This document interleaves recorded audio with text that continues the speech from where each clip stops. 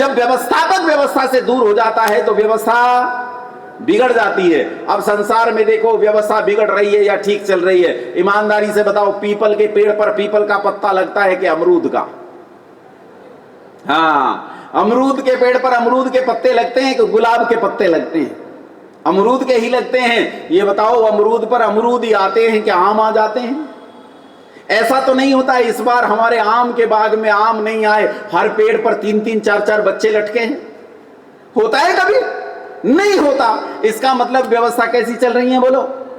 ठीक चल रही है।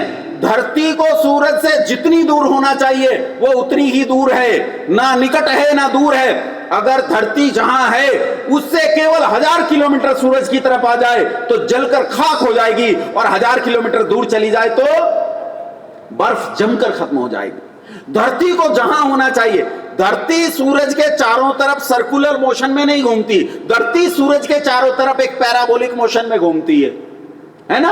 हिरण्यगर्भ समवर्तताग्रे भूतस्य जातः पतिरेकासीत् सदाधार पृथ्वीं द्यामुतेमां कस्मै देवाय हविषा विधेम।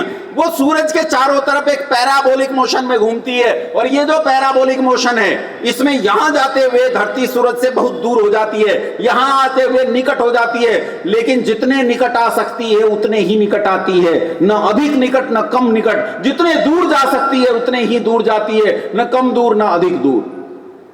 कैसे हुआ ये? धरती के भीतर गुरुत्वाकर्षण बल से, सूरज के और आकाश गंगा के अन्य ग्रहों के भीतर गुरुत्वाकर्षण बल से। यह गुरुत्वाकर्षण बल कैसे उत्पन्न हुआ? तो इन ग्रहों के भीतर घनत्व से यह घनत्व कैसे उत्पन्न हुआ? यदि इसके पीछे कार्य कारण भाव समझते चले जाओगे तो तुम्हें समझ में आएगा कि उसकी व्यवस्था कितनी उत्तम है और वो कैसा बढ़िया व्यवस्थापक है। सब जगह व्यवस्थाओं को मुकम्मल चला रहा है, इसका मतलब सब जगह रहता है। कहां रहता है बोलो? और जो सब जगह रहता है उसे क्या कहते हैं? कहां व्यापक है वो? सर्वव्यापक। कैसा है? Omni present. कैसा है?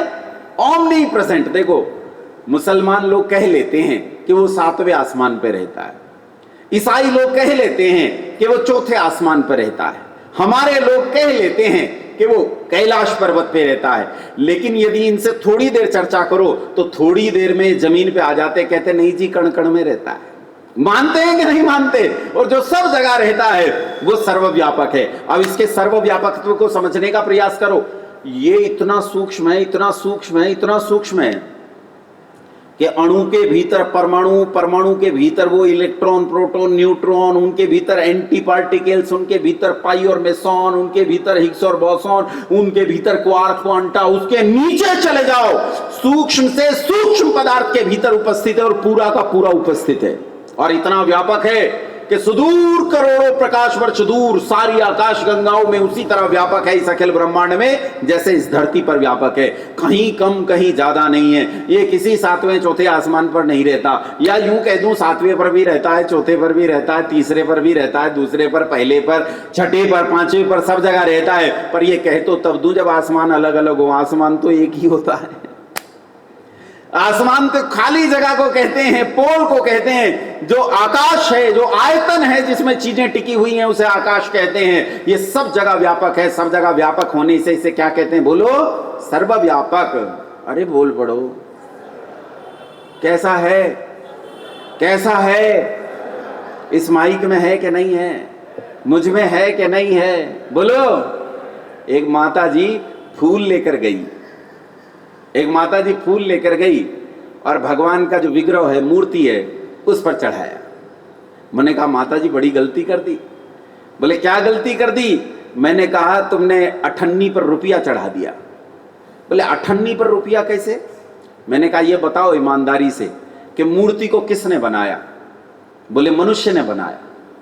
और मैंने कहा ये बताओ ईश्वर सर्वव्यापक है तो मूर्ति में है कि नहीं है? बोले है। तो मैंने कहा ईश्वर के बनाने और व्यापक होने को 50-50 पैसा दे देते हैं। तो ईश्वर व्यापक है मूर्ति में, 8 आना हो गया। लेकिन मूर्ति को ईश्वर ने नहीं बनाया तो ये 8 आना नहीं हुआ, तो 8 आना रह गया। मूर्ति कितनी रह गई? 8 आना। लेकिन फूल, फूल में ईश्वर व्यापक है कि नहीं है? है। और फूल को बनाया किसने है? ईश्वर ने। दोनों का 8 आना जोड़ो तो 1 रुपया बनता है। तुम 1 रुपए को 50 पैसे पर चढ़ा के चला है। अरे अच्छा होता तुम इस मूर्ति को फूल पर चढ़ा देते, कम से कम 8 आना रुपए पर तो चढ़ाते। इतनी सी बात समझ में नहीं आती कि ईश्वर निराकार है, ईश्वर सर्वव्यापक, सर्वशक्तिमान, सर्वज्ञ है, उसके जैसा भूतो न भविष्यति, दूसरा न कोई हुआ न हो सकता। सुनो, जिसका कोई आकार नहीं, जिसका कोई आकार नहीं है, उसमें और आकार वाली चीजों में एक अंतर होता है। क्या अंतर होता है? आकार वाली चीजें परमाणुओं से मिलकर बनती हैं। किससे मिलकर बनती हैं? ये बताओ, ये माइक का स्टैंड परमाणुओं से मिलकर बना कि नहीं बना? ये आसन कैसे बना? परमाणुओं से मिलकर। मेरा शरीर किससे बना? परमाणुओं से मिलकर। ये बाजा किससे बना? परमाणुओं से मिलकर। लेकिन निर्वात आकाश, जिसका कोई आकार नहीं, उसके कोई परमाणु नहीं होते, वो परमाणुओं से मिलकर नहीं बना। और याद रखना, जिस चीज के परमाणु होते हैं उसमें मिलावट की जा सकती है। दूध में किसकी मिलावट होती है? बोलो, करते हो तभी तो पता है तुम्हें। दाल में किसकी मिलावट होती है? कंकर की मिलावट की जाती है। हर चीज में मिलावट की जा सकती है जिसके परमाणु होते हैं, क्योंकि परमाणुओं से कणों का निर्माण होता है, उसमें मिलावट की जा सकती है। लेकिन जिसके परमाणु ही नहीं है उसमें कोई मिलावट की जा सकती है? बोलो। और जिसमें मिलावट नहीं हो सकती उसे कहते हैं पवित्र। क्या कहते हैं? बोलो। अरे कितने हो गए? गिने भी हैं कि नहीं? ये कौन से नंबर का है? 7वां। फिर से गिनो। छात्र मेरे गड़बड़ है। पहला बोलो सर्वज्ञ, दूसरा बोलो चेतन, तीसरा बोलो सत्य, चौथा बोलो सर्वशक्तिमान, पांचवा बोलो निराकार, छठा बोलो सर्वव्यापक, सातवां बोलो पवित्र। सातवां कैसा है? ये पवित्र। और पवित्र वो होता है जो पूरी तरह शुद्ध होता है। ये 8वां शुद्ध है, वो उसकी शुद्धता में कोई दोष नहीं है। बात समझ में आ गई? उसकी शुद्धता में कोई दोष नहीं है। कितने हो गए? 8। संख्या तुम गिनते रहो, वो जिम्मेदारी मेरी नहीं। सिद्ध मैं करता जा रहा हूं, गिनते तुम जाओ। अच्छा ये बताओ, जो चीजें परमाणुओं से मिलकर बनती हैं उनका जन्म होता है, परमाणुओं के अलग अलग हो जाने पर उनकी मृत्यु हो जाती है। समझ में आई?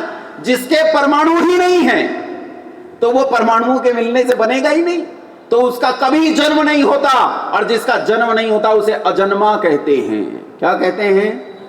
अजन्मा कहते हैं। अच्छा ये बताओ, मृत्यु किसकी होती है? जिसका जन्म हुआ। जातस्य ही ध्रुवम मृत्यु ध्रुवम जन्म मृतस्य च, श्री कृष्ण कहते हैं जो जन्मा है उसकी मृत्यु होती है, और जिसकी मृत्यु होती है उसका जन्म होता है। तो ये बताओ, जिसका जन्म ही नहीं हुआ उसकी मृत्यु होगी? बोलो भाई। नहीं मृत्यु होगी तो उसे कहते हैं अमर। क्या कहते हैं? कितने हो गए? 10 हो गए। अजन्मा है, अमर है। और जिसका जन्म नहीं हुआ उसकी कोई शुरुआत नहीं, जिसकी शुरुआत नहीं उसे अनादि कहते हैं। क्या कहते हैं? उसे अनादि। और जिसका आदि नहीं उसका अंत भी नहीं, उसे अनंत भी कहते हैं। 2 और हो गए। 10 के बाद 2 कितने बने? कितने हो गए? 12।